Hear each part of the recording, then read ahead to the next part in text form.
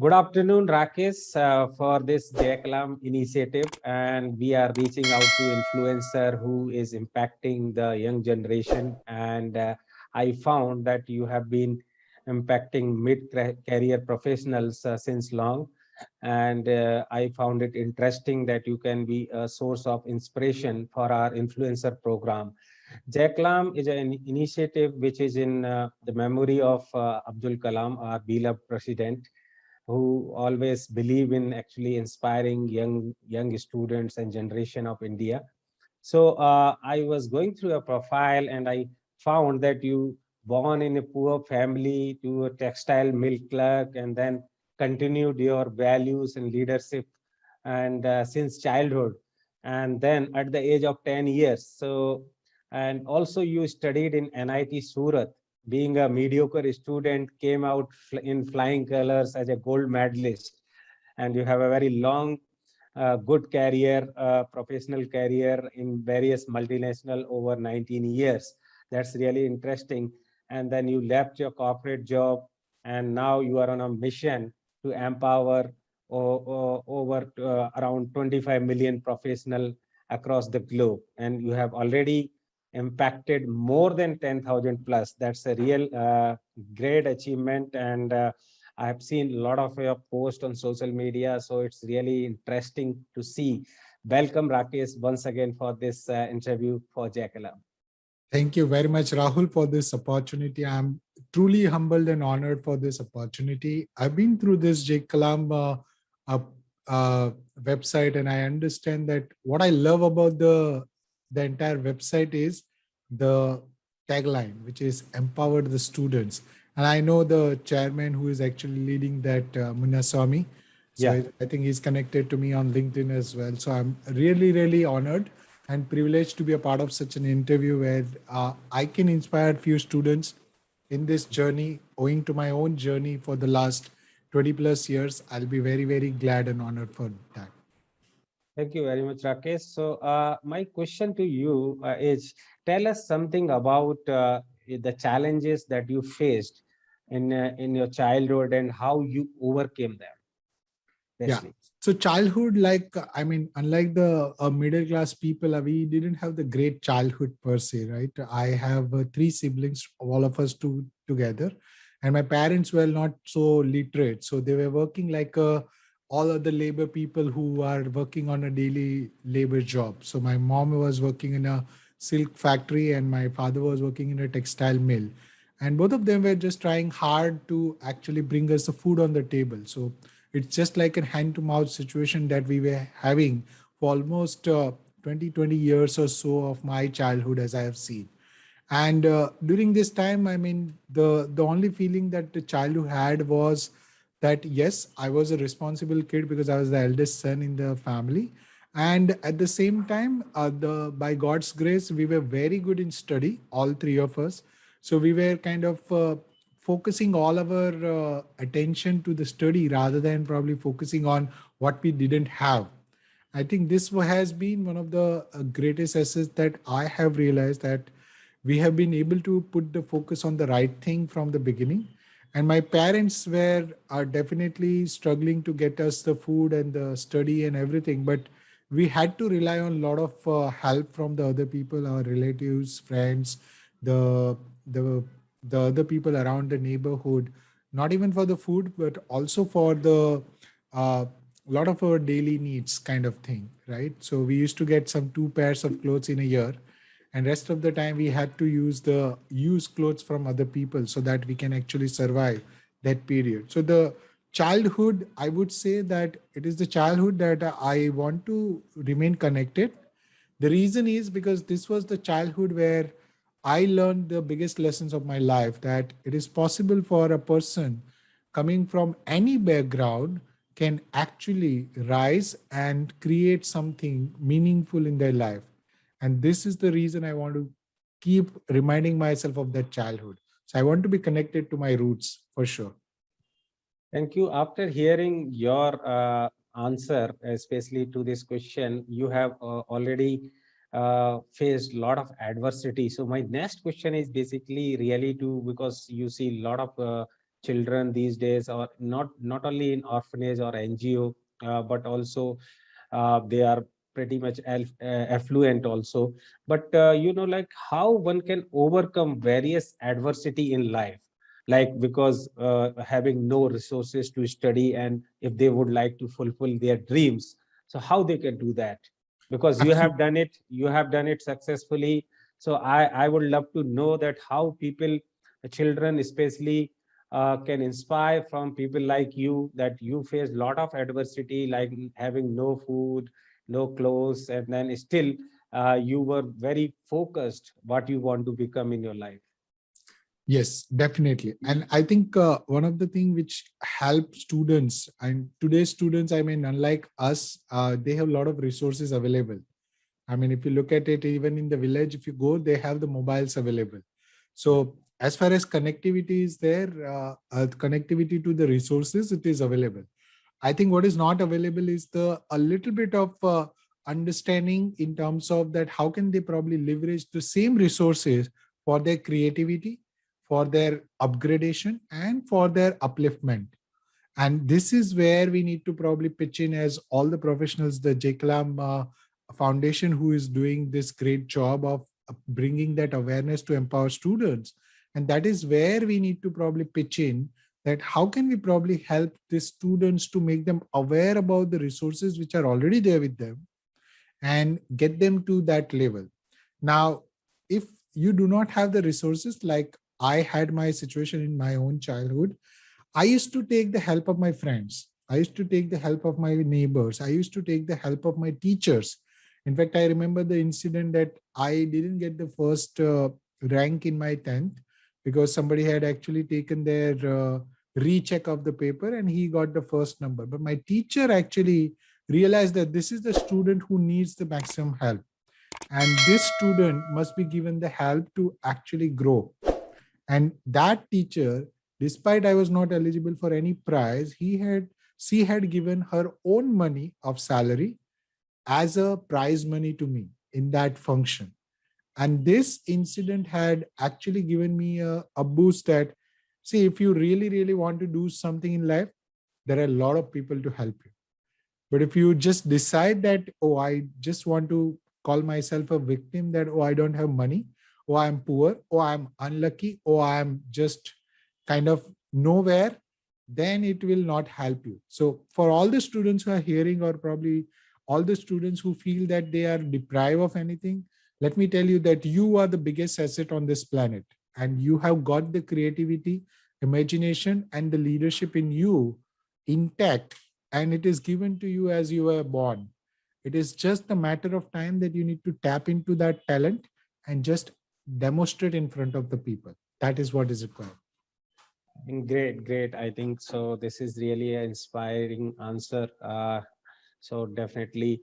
So coming back to your admission in engineering, and then from a mediocre student and to a gold medalist, this is something awesome. Actually, a very few rare instances I heard about that person from a mediocre and then came out in a as a bright student who has got the gold medal.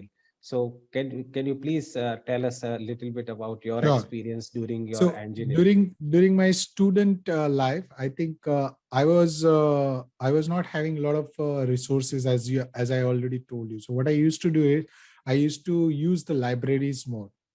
So every library, wherever there is a free membership, I used to go there, bring the book, read it, give it back, bring another book, give it back. So that was my routine in the entire journey. Now, there were people who were ready to help us. Like, for example, my coaching class sir had helped me to probably give me the scholarship during my entire tenure. In my school, I was eligible for some merit scholarship because I was a bright student. So there were a lot of resources who were available to me to help me to grow. But at the same time, you cannot grow yourself by being in the poor environment. So, for example, if you are studying in a very native language where you do not have the understanding of the English as a language, and by luck or by chance you are taking an admission in the very prestigious institute like an NIT where everything is going to be the English learning, that too in an engineering, where that too you are competing with all the people from across the states in India. That's where the things became difficult. So in the first year, even though I was a bright student till 12th, it was everything in my native language, Gujarati. But as soon as I entered the engineering, I started finding myself struggling. In the first year of engineering, I thought I had taken the admission in production engineering, but at that time, the fad was about the computer engineering, that everybody should learn the computer, right? So I was thinking like, oh, I am a bright student, so I would probably work really, really hard, get great marks like I used to get till 12th, and I would change my branch. And let me tell you, the first year, first semester itself, I got a second class. So that was my first second class in my entire 12 years of life. And I couldn't believe it. The second semester, despite putting in a lot of efforts, I got second class. And now I realize it's not easy journey, Rakesh. It's not what you think that it is available and you can probably think. And the first year of engineering is always about what you have actually covered in the 12th, but more on the English, right? What you used to call in Gujarati, now you're talking about the integers and integration and the algebra. You don't even understand what does it mean. And you have to actually apply that in English. So that's where I realized that my student life cannot be the straightforward student life where I can enjoy my canteen time or probably look at the girls or probably have a fun in my college days or so. So what I used to do is I used to go bring out the books from the engineering library, take my dictionary book and my notebook all together before the college starts and after the college start. In between the canteen break, this is what my routine was. Go to the library, read the book, take out the words, see in the dictionary, put the meaning out, and create a notebooks of spellings. And this is how I was training myself to learn the English per se. What you are seeing me today speaking, it has not come so easily. It has come with a lot of hard work that I have put in that time. And then slowly and steadily, I was probably gaining my ground. I think by second year, I was already probably in the top of the rank. By third year, I was a ranker. And by fourth year, I was a gold medalist where people used to come to me and ask my notes. Even though I was not the, I would say, the great English speaker, neither the communicator, neither the writer. So in all three ways, I realized that those who really, really want to have something from the life, they can definitely achieve it. Only thing is you need to have it, right? Then you need to want it first, that yes, I want to achieve this. Now, I didn't have this in my mind that I have to be a ranker, but in my values that I have seen over the last 12 years or so in my childhood, I was always chasing the excellence in my life. So anything and everything that I do, I chase the excellence in that. So this is what was driving me, that my value was driving me. And that has brought me to that level of reaching to the NIT gold medalist, to be honest. Okay, that's great. I think self-discipline was also a part of your life till now, Yes. I see, because very few people I have seen in engineering are so disciplined, taking the dictionary if they are poor in any of the English or any of the subject also, they do that much of hard work. So discipline, self-discipline, I would say, has been a part of your life. And then a hunger towards excellence. That is something great message that you have given. So coming back to the younger generation that you see now today, and they have big dreams, wishes. They want to contribute to in the nation progress, their future, their families, and everybody. So so how they can actually, because there are so many choices around, like engineering, medical, CA. So what you say to the younger generation, because they I when I talk to many of the students also, they are pretty confused actually in terms of choosing the right career for them. So what advice would you like to give for the younger generation? Because till the time you studied, I studied, I think time has changed. Digital era has come. A lot of things are changing every 3 to 5 years. So I would love to know your advice specifically for the younger generation, those who are aspiring for a bigger career, high impactful career. Absolutely. And I think unlike our generation, I think the current generation has the problem of plenty. We had a problem of scanty actually, and Yeah. I realized that this generation is very lucky. I mean, if I look at my child, or probably for that matter, every young people who are actually graduating or even getting out of the school, they feel like, oh wow, this is an ocean outside. What do I choose? Now, this problem of plenty is much more dangerous than the problem of scanty, I would say. The reason is the problem of plenty comes with a lot of shiny object syndrome that people actually get into. Now, for the students who are just coming out of the school, I have a very, very simple advice. First and foremost, ask yourself how much you have explored in your life. Are you exploring the subjects even? Like, for example, physical biology, physics, biology, then chemistry, then your maths, then your English, then your literature, then your languages. Which subject have you explored and which you found it very interesting in yourself? Okay, that when you are doing, you are enjoying that stuff. For example, if I ask my boy, 11-year-old, who is into sixth standard, he loves doing the maths. I mean, you give him at any given time, he would love to do it. He would love to do the English automatically. He loves the physics part of it. But if you tell him that you do the Hindi language or a Marathi language, or for some language, he would say, Rakesh, I can't do it. Daddy, I can't do it. Now, this is something which you need to find out from your early age time, that what is that you're liking towards. Now, this subject is not your future. The subject is just leading towards your future. Now, if you say that maths and physics is what something I like it, you have more likelihood towards the science as a stream. That's number one. Once you are getting into the science, you will realize that there are few more branches coming out. Now, do you have the propensity or the inclination towards the uh, human body? Then you would go towards the biology and medical. If you have more liking towards the how things work, I mean, why the things are created, how the bridges are made, how this laptop is created, how this laptop works, how this Zoom works. If you have that curiosity, then give that curiosity some food so that you understand it. Okay, how Zoom works, because there is a programming behind it. There is a video streaming which is happening, which is getting programmed, encoded, and encrypted, and it goes as a live stream towards you and me. And there is a frequency on which we are talking right now. So now there is a curiosity which leads to the stream that is coming to. And this curiosity and the passion which will drive their career choices, rather than you just imposing that career choice on them. So some people, even if they are the maths wizard, they love the music. Why? Because that's what they love to do it. But let your curiosity or the creativity explore the world. That's the number one advice. Number two is give your curiosity some food so that they can advance in that direction.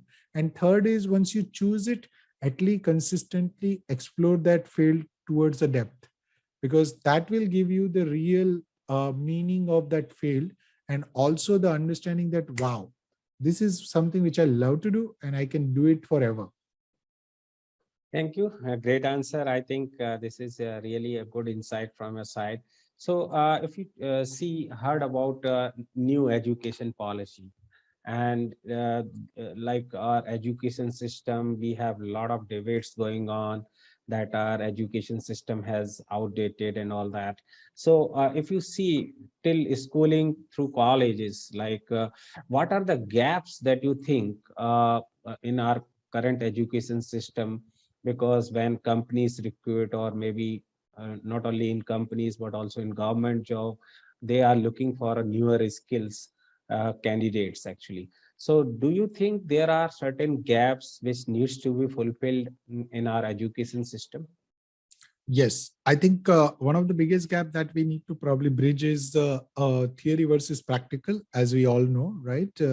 Whatever we are teaching, or whatever theory that is relevant in the market today, is it really getting into the practical mode or not? So if I'm learning a formula of H plus O is equal to H2O, I know H plus O is equal to H2O, but how does it look in the H2O in the real life? Do we really care about the H2O? Why don't we integrate that H2O to the water conservation? Why don't we probably link that H2O to the how to clean that water? How do we probably put that H2O into, let's say, how do you store the water or preserve the water? Now, if you link this everything to the practicality, there will be a lot of learning, which is an integrated learning, which I consider it. And when the integrated learning happens, the students will be able to actually see the meaning in their real life. See what they see in the outside world, it is not same in the book world. And if they say the book world and the outside world is different, the distraction towards the outer world is different, because the outer world is completely distracting them from the book world. Now, if I can learn the history and I can learn many great lessons, but are we teaching them the great lesson in terms of the financial education? Are we teaching them the lessons of the self-education, that how to learn is what you are telling you, right? But what to learn and why to learn that? And if you learn that, what can you do with that? If we can teach students in that aspect of it, why to learn, what to learn, and how to use that learning into your practical life, that will actually do the great good to the students of current generation. Because what I have seen is the financial education, the business education, the, I would say, the industry education, and fourth is the spiritual education. These four are, and the fifth, I would say, the self-education are missing right now in the current education system. And I would not say it's completely off. I would just say that it is just need a little bit of revamp and overhaul in the entire system, which can actually bring the same concept of, let's say, what did Hitler and Mussolini did, and how does it matter to create the empathy for the people and become a leader? Yeah, Right? rightly said. How do you create the vision of a Mussolini and Hitler rather than showing him as a bad leader per se? And that is what we need to understand, that how are we teaching our students is what matters today, not what is there in the book. Because if we can probably relate it to the integrated learning of a theory and a practical and the real world, you will be actually at a better place today. Yeah, thank you.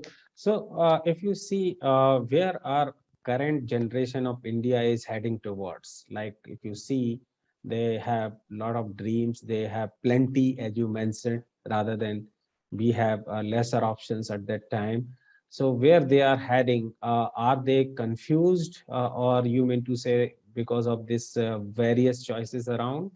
And how one can focus on certain career, because career is a long journey, as we all know, and the winner is something who can sustain over a longer period of time. So if you see the younger generation, are they heading in the right direction, or if any advices you would like to give to them so that they can focus on the right career as far as their competency is concerned, and how they can identify the in fact competency also.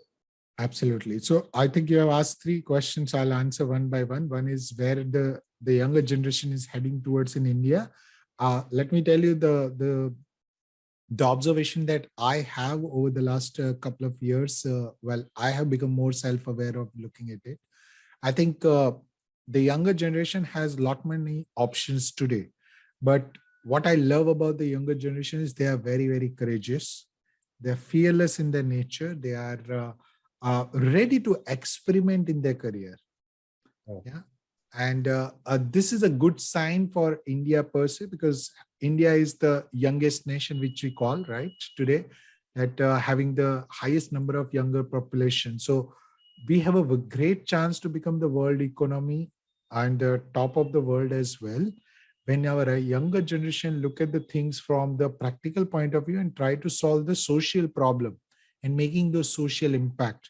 And a lot of younger generation is nowadays going towards that. And this is what I love about it. Earlier, it used to be the the taboo of IIT and IIMs, only those who used to go to that a startup kind of a mind, right? Now it is not the just I would say the monopoly of IIT or IIMs. It is possible for every Tom, Dick, and Harry in today's world to actually create something which is meaningful in the society. So that is where India is heading as a nation. The second question you asked me about that, because there is a problem of plenty, what do they choose for? How do they choose for? So what they need to choose is they need to probably identify these three things. The one is the exploration part of it, which I already mentioned. Right from the childhood, if we are allowing our children to explore more and create that curiosity and identify their own passion in that way, I think we'll be at a better place for them to create a world where they can choose what they love to do rather than they choose something which they are forced to do. So doing a job is okay, but doing a job which you love to do is even better, right? It's not that everybody have to be the entrepreneur or a startup guy or a CEO or a founder. Like 18 years old telling me that I'm a CEO and founder of so and so, I feel proud about it. But at the same time, how much intensity or the I would say the experience level that they have is a questionable answer, right? Now, the second aspect is they need to experiment. Once they explore, they need to experiment with it. So for example, you tried out, let's say you tried out blogging, then you tried out maybe the digital marketing, then you tried out maybe the affiliate marketing, then you tried out maybe doing the video shooting. So what is that something which is driving you today? And does it have any social impact, or is it just for your fad that you are doing it? Oh, I love to do it, just like having a selfie all the time on the Mojo or Instagram and something.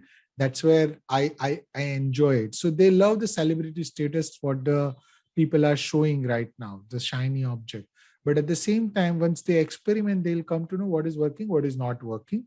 And the last and the most important thing is they need to examine the experiments. So once they examine the experiments, they will realize that this will have the social impact. This is what I love. And at the same time, I can probably get the best out of it for myself and for the society. And when they do it, they will be in a better career opportunity, be it a job or a business, doesn't matter, but they will be enjoying their life and living happily. And that's what I believe they should be doing right now. Yeah, that's it. Yeah, I think you answered all three questions very beautifully. And this is a real good message to the younger generation if they really would like to choose and focus and experiment or do some exploration related to their career. So in what manner they should do. So coming back to your, you are now a full-time entrepreneur, and after having more than 19 years of a great professional career. So what made you choose to become entrepreneur after a long successful career?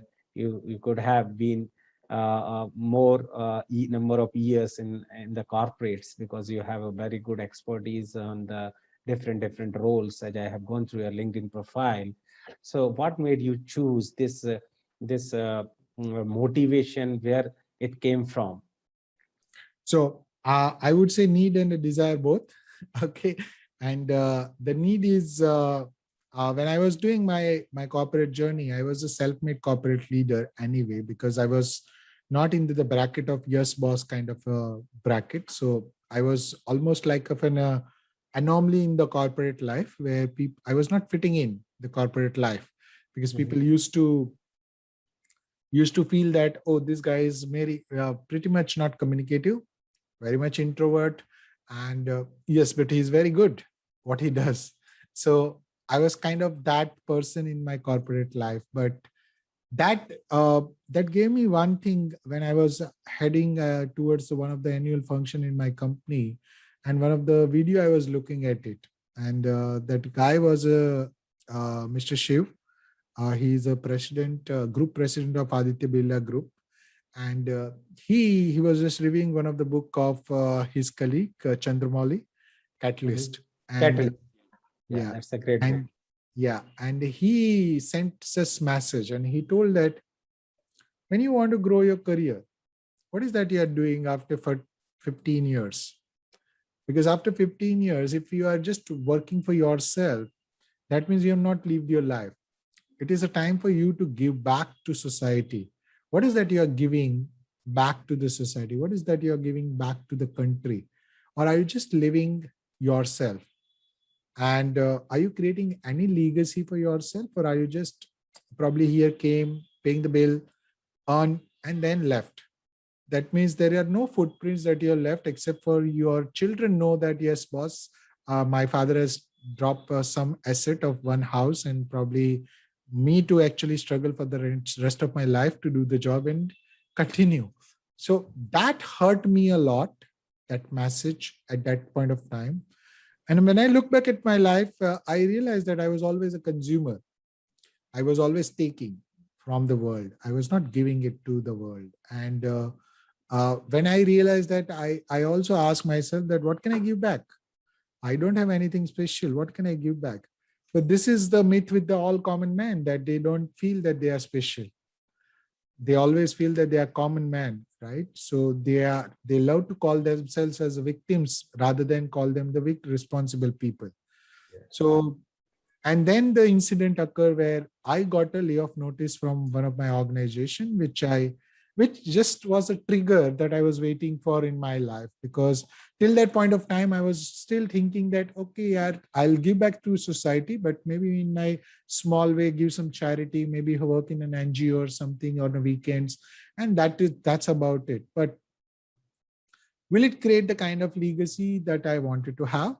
Or am I even capable of doing something on my own? That is a question I need to ask. And the second question I also realize is, while in the corporate life, I was always the guy who was following the instruction. Yeah. Right.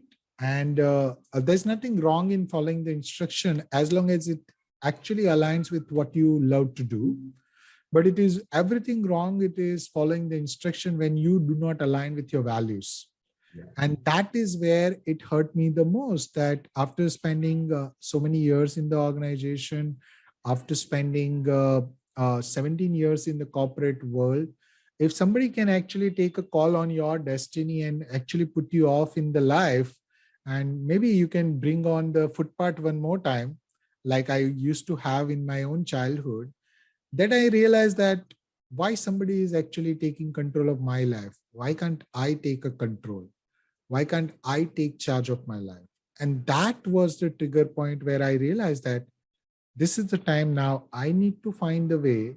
How can I take charge of my life rather than allowing anybody to control my life? Now, it is not to take a revenge on the corporate, not to probably say that the people are bad who has actually laid me off.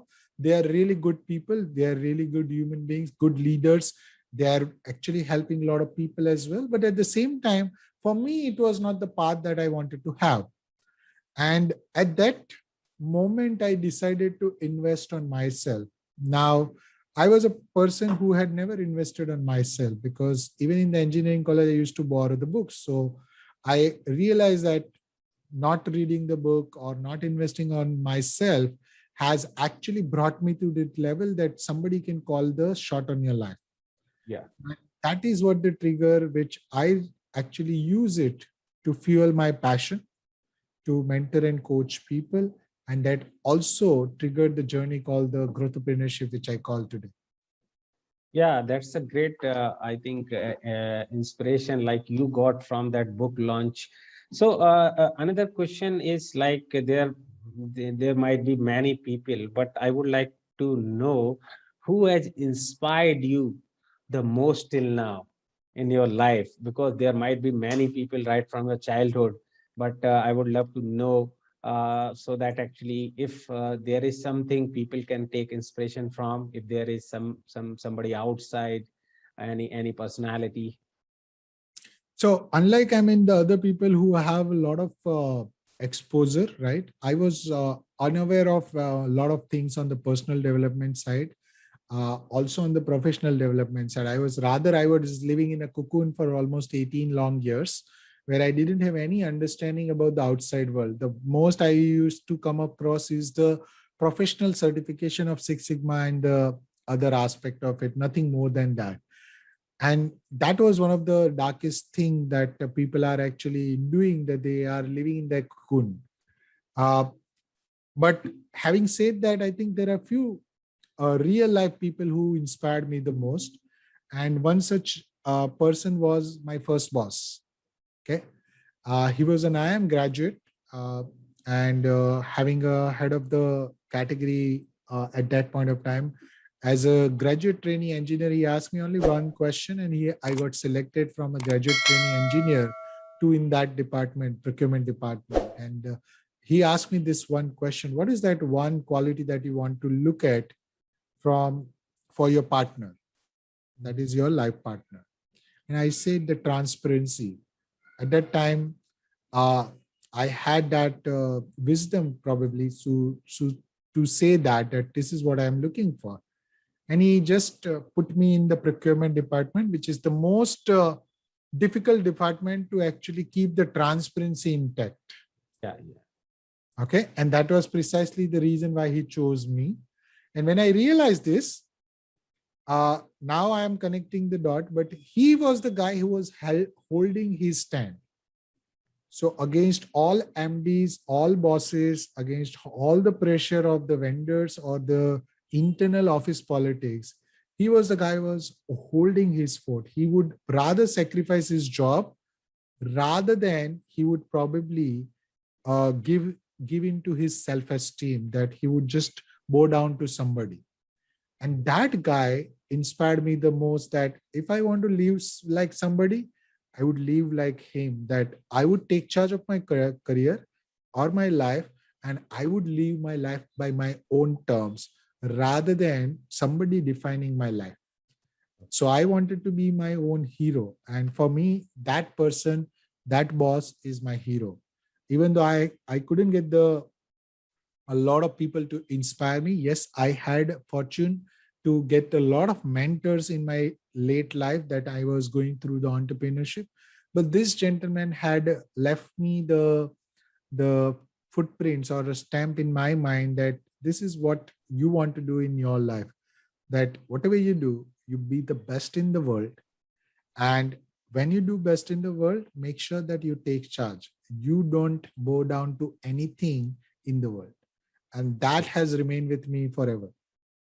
I think you took a great inspiration and is still following the same learning from him. What kind of attitude a person should has, transparency and every values, whatever you say.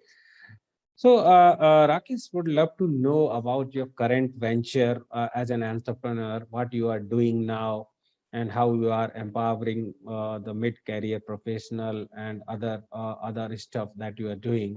Would love to know about that, that how you are making an impact to the society and to the younger generation. Absolutely. So the mid-career professional comes naturally to me because I have been through the mid-career for a long period of time. And I realize and why they need to be supported today, because between the entire corporate hierarchy, the top hierarchy is always kind of a secured people. The bottom hierarchy is always protected. The new people are the juniors as such at the bottom of the pyramid. But the mid-level is something where they are not getting supported, despite probably putting in a lot of hard work in their own offices.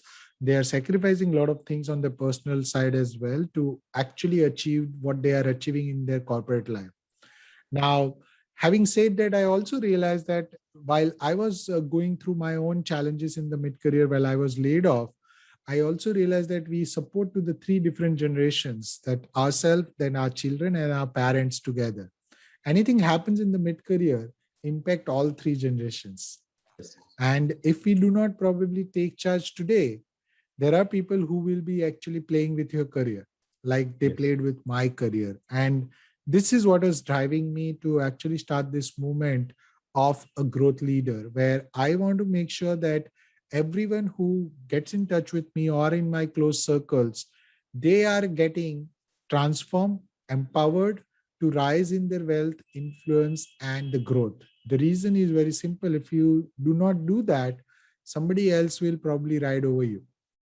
And over the last 2 years, I've been very fortunate and honored to actually train 12,000 plus mid-career professional by now. More than 3,500 professionals are being coach and mentor in my ecosystem, which has been created for them. And the vision is very clear: to create an empowered growth leaders in the world who can rise in wealth, influence, and growth. And as soon as I can provide that part, how can they take charge? How can they become the growth leaders? How can they really rise in that wealth, influence, and growth? that is giving me the lot of satisfaction. The success stories which come on every day in day out, that drives me every day, that how can I do more for them so that they can become the right leaders in the world. See, if I don't teach them the right leadership right now, I know for sure that at the end of the day, I'm not doing the justice to my next generation, Yeah. because they will not be able to guide their next generation. They will again bring them to the level that they were. And this is the hidden agenda, I would say, the invisible force which is driving me, that I want to create everybody to create their own legacy. When they Yeah. create their own legacy, their next generation will be at a better off. Yeah, I think you are doing a very tremendous job, and the kind of numbers which you have actually just told me, over 10,000 people, 3,000 growthopreneurs, or maybe many people have actually impacted from you. This is the, I think, the real impact actually, which normally people are not able to do in their entire life. So I think you are doing a really great job, Rakesh. And so my last question to you is, what are your futuristic plan as an entrepreneur to empower more younger generation in the coming months or coming years? Because now you are a full-time entrepreneur, so what are your futuristic plan where actually people can look into some of your programs and get inspired? So would love to know a little bit more about that. Absolutely. See, my plan is very, very clear, that I want to empower and transform this 25 million people. And what I'm creating now is the International Growth Leadership Academy, Oh. where every person who is in that mid level can come and grow themselves to a level to become the world class growth leaders. And I want each and every business in India to be supported by this academy, who can actually find the leaders in their generation, who are driving by their passion, who are driven by their purpose, who are driven by their passionate will to do something more than what they are paid for, and at the Mhm. same time create an impact in the society and create a legacy for themselves as well as for the society as well. So I'm looking at a very, very big picture in the next 10 years. I'm going to be that International Growth Leadership Academy has to be on the world map, is what my vision is. Oh, that's a great, really great vision. And next year, and all the best for that. And I would like to know, as a volunteer for this not NGO, Jai Kalam, Abdul Kalam has been my ideal since my early days. I have gone through many of his books, and the way he used to tackle with his students, teachers, and that kind of interest he had to actually empower the young children. So, would you like to know anything about our NGO, Jai Kalam? Absolutely. Help me understand, how can I contribute as a leader in the society to this mission that you guys are driving at your end? How can I probably contribute in terms of the cash kind, or probably my services, or develop any program that can help the younger generation to understand more about the life, more about inspiring themselves towards the next level? I would be very happy to create something, maybe give it free. I don't need any money for that. So that's a really good thought, Rakesh. We have four programs. Like one is Pura program. In this program, we donate science kit books to NGO and government schools. And another one is Pursue program, where we have a mentor list who would like to volunteer as a mentor for the uplifting of the poor children, especially on the NGO side, and also from the government schools, or maybe anybody who are looking for any kind of guidance. Because like some people are looking for technical guidance, some people are looking for career clarity, some people are looking for some sort of awareness. So we have a mentor list where actually soft skill kind of guidance also for the industry or for any kind of job application. So we invite people like you, where actually we conduct session, and we if a group of student or maybe any needy student would like to take a guidance from those people, those who are specialists in their field. I think you can choose that student or that person to guide him. And we have recently provided guidance to 2 or 3 students who have got the job from the orphanage recently. And the other program is again the Ignite program. That is basically we conduct various session all throughout the country. Right now, the online medium is there, and where actually we talk about different topics, like how to overcome fear, how to take charge of your career.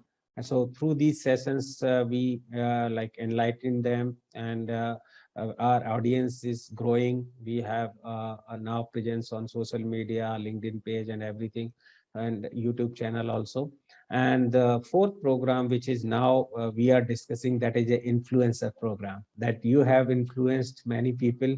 And with this interview, I am very sure that whoever will listen or watch this interview definitely take inspiration from you. Right from the childhood, you have been a real inspiring person to many people, not only in your society, family, or relatives, but also all across India. Now people are seeing you as a impactful person, as you are impacting so many people through your post, through your content, and wherever you are available on the social media. So I think in this digital world, I think the reach is now not that much hard to reach out to people. So as a part of Jakalam initiative, definitely we would love to take, you can choose any of your our program, visit our website. It's not like you can tell your convenient time where actually you would like to give some session. We will finalize some date and all that, where actually you can empower the students of any NGO or government school, where actually they can be benefited. And not only we can choose all across India. We are not restricted to any particular state or any particular city. Maybe from your home state also, like you are basically from Gujarat, and right now you are living in Maharashtra, so you can choose that those states and connect those NGO through us, and then we can provide a science kit also to them and any other help. And another program that we have recently launched initiative, I would say, is basically to present the cash prize and the certificate on behalf of Jai Kalam, who in 2 or 3 categories. I think if you need details, if you need any influencer in the society who has done tremendously well for the empowerment of the education, especially for poor children, then we can nominate that person through you, and then we can provide that certification and the cash award, whatever we have. So these are all the programs as of now. We have volunteers from all across the globe, Dubai, US, and many different countries. We are growing day by day, and we would like to like take this. And now actually we are also reaching out influencer like Professor Arun Tiwari, who has been a part of co-author in many of the books, and he also worked in DRDO under Abdul Kalam, and Srijan Pal Singh. I hope you heard his name. He is an alumni of IIM Ahmedabad, and he was with Abdul Kalam for long years. He has founded one organization in the name of Abdul Kalam. So we are reaching out of such kind of people, those who can inspire the younger generation in a real sense, because now we can say that India is changing, and the younger population would like to think apart from the traditional job options. They would like to do something more. Sure, Rahul. I think it is a privilege and honor to be on this platform for sure. And thank you for sharing this information. I'll definitely reach out to you anyway in the form where I can probably impact more in terms of the any of this program that you told. And I'll definitely keep this in mind that if any influencers who can impact more in this way, I think I'll bring them to your notice as well, so that you can probably take them forward to the J Kalam Foundation as well. Yeah, definitely. So thank you once again, Rakesh, for your valuable time and coming to this interview program. And your answers was really inspiring for the younger generation. We will upload this video to our YouTube channel, and will tag you. so that actually it can go to maximum people, those who can actually avail the great knowledge that you have actually just put forward in your answers. So thank you very much once again. Thank you very much, Rahul, and look forward to have such more engagement in the future as well. And wish you all the best with the work that you are doing. I am really inspired with the way that you have grown up and the work that you are doing in this foundation as well. Thank you very much, and God Thank you. bless. Thank you.